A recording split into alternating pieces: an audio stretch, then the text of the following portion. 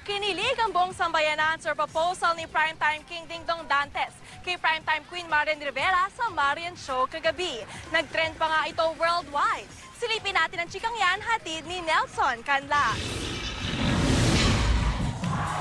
Naging espesyal ang birthday presentation ni Marian Rivera kagabi sa kanyang dance show.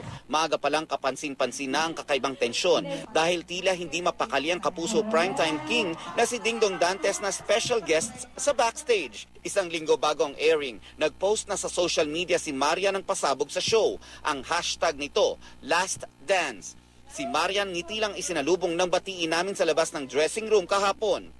Tulad ng mga nakaraang episode, naging magarbo ang mga dance number ng Primetime Queen. Nang si Dong na ang kanyang naka one-on-one, naging mas emosyonal si Marian lalo na nang ipakita ang isang video.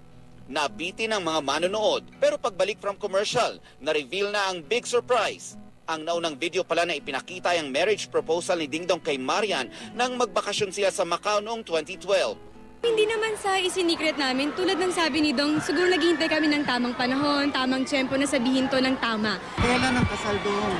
Definitely, mangyayari sa taon na to. At nakumpleto ang proposal sa harap ng milyong-milyong manonood kagabi. But I offer you myself. My love. Today, and all the days of my life.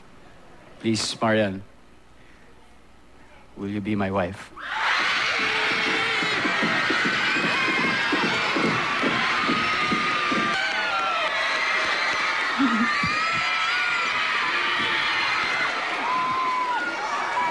Ang kanilang mga malalapit na kamag-anak at kaibigan, walang pagsidlan ang kasiyahan. Maraming salamat sa alaga mo kay Dong and sa pagmamahal.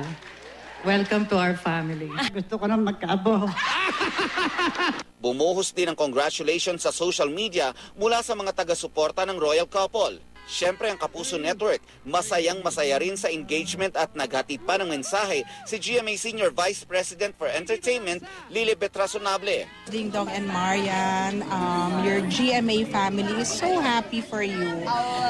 Alam kong magiging maligaya kayo. Congratulations again. Nelson Canlas updated sa Showbiz Happenings.